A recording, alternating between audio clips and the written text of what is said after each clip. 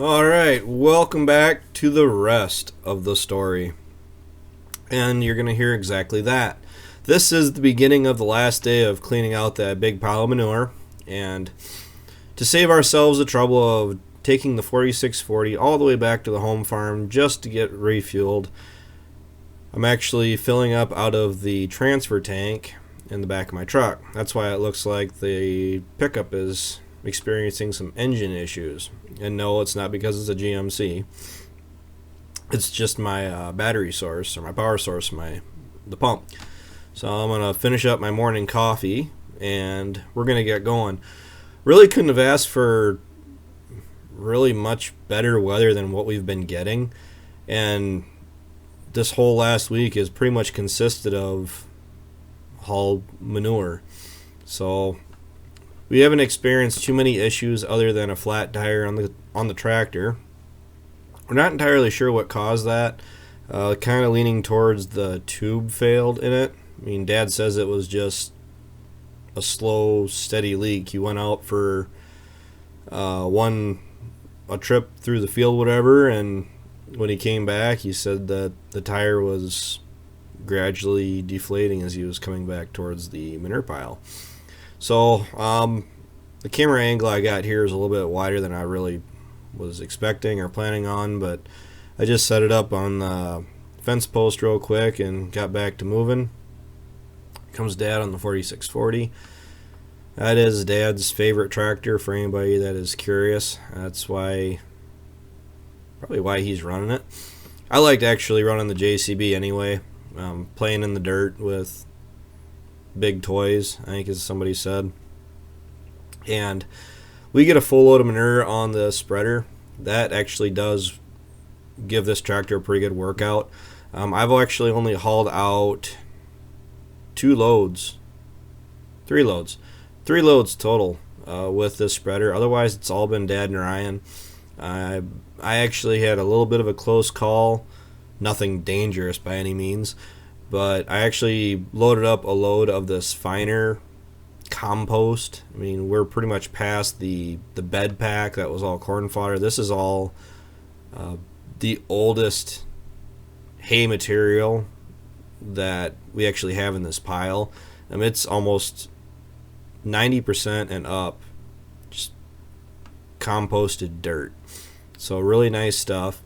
And it does have a few frozen chunks in it. I mean, you can only ask so much out of this vertical beater spreader, but it does a really nice job. And I actually have a couple acres of pasture ground down across the road from my place. It used to have my cow herd in it at one point in time, and the last couple of years I've been making the grass off of it just so the pasture doesn't grow up to weeds, and it's getting a use out of it that way. So I went through and loaded up this spreader as full as it could be, and went down and spread a nice layer of really good manure across it, to kind of put some nutrients back in the ground. Well, I got to the lower end of the pasture, and it's not hilly by any means. It just has a really nice gradual slope to it. And I got down on the lower end. You're not supposed to turn with this power takeoff on, so I shut off the web, which is hydraulically driven. I shut off the power takeoff. Excuse me.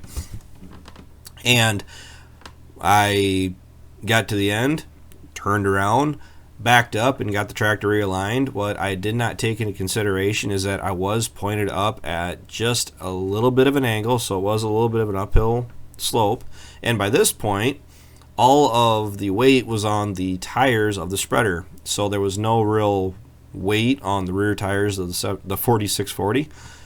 So the ground is frozen. We are getting mild temperatures. We started off in single digits when we first started hauling this out, and today we're up to 48 degrees. Well, the problem is when there is not nearly enough weight on the rear tires of the 4640, and you're trying to pull a fairly heavy load of manure. I mean, it was at least a half a load yet. To get going from a dead stop, got a little hairy because the tires wanted to do nothing but spin.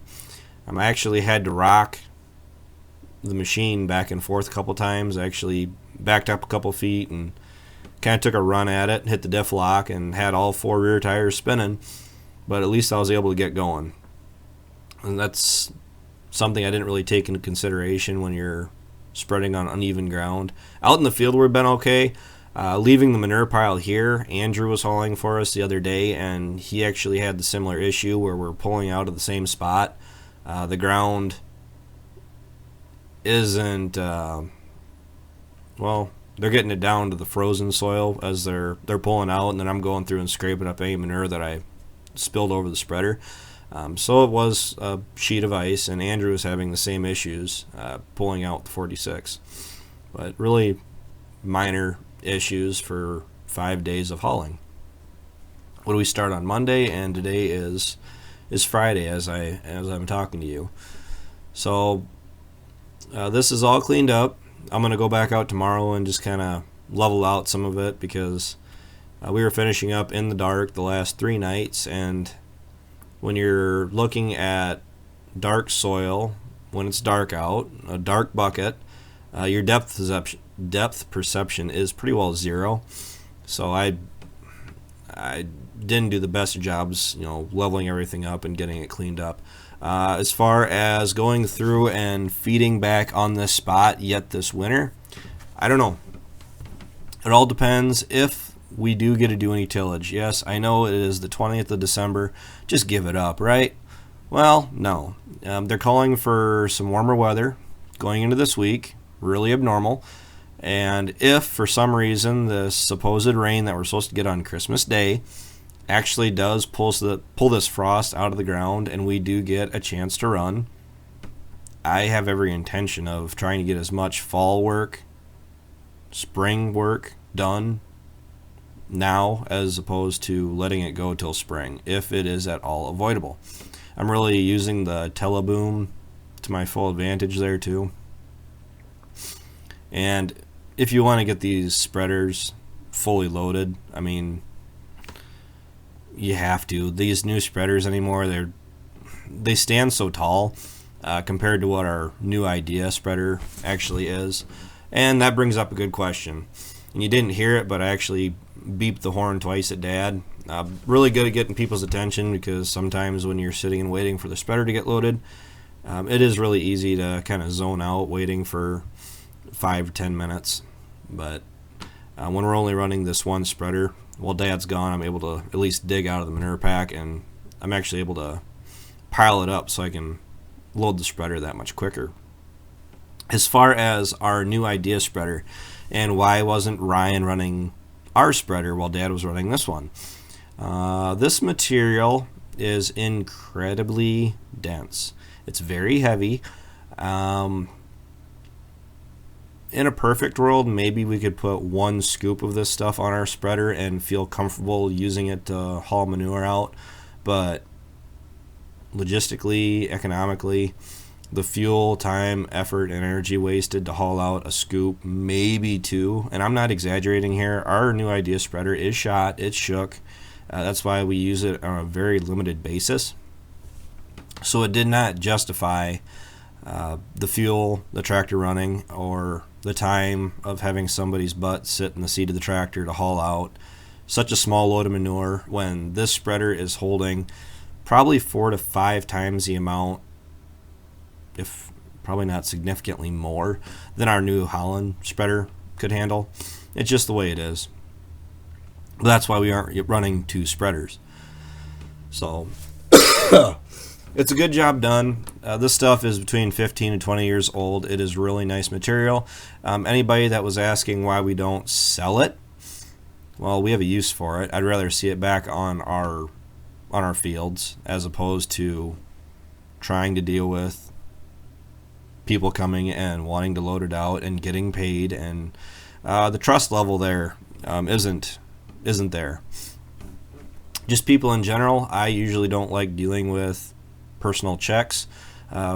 In the instances where I am dealing with selling hay or whatever else, it's way too easy for people to hand you a bad check, or I don't like the hassle of it. You guys have heard some other YouTubers, one in particular that I watch on the regular, says the same thing. Maybe not so much about dealing with people and selling dirt, but